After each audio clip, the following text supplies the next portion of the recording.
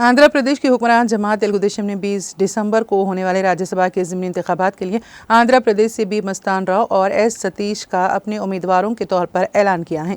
Party सरबराह N Chandrababu Naidu ने कहा कि मुमताज़ बीसी लीडर आर कृष्णैया को इस जुनूबी रियासत से बीजेपी राज्यसभा उम्मीदवार के तौर पर नामजद किया गया है। रियासत में तेलुगुदेशम, बीजेपी और जनसेना एनडीए इत्तेहाद की हुकूमत है।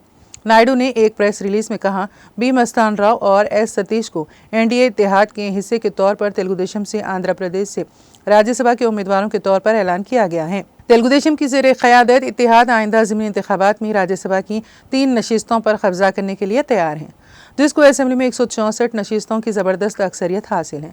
तेलुगुदेशम के पास 135 MLAs हैं। इसके बाद जनसेना के 21 और बीजेपी के 8 अरकान असेंबली हैं। एन चंद्रबाबू नायडू की ज़ेर क़यादत तेलुगुदेशम को राज्यसभा में कदम जमाने की उम्मीद है, क्योंकि फ़िलहाल इसकी पार्लियामेंट के ऐवान बाला में कोई नुमाइंदगी नहीं है। ज़िमनी इंतखाबात के वोटों की गिनती भी 20 दिसंबर को होने वाली है।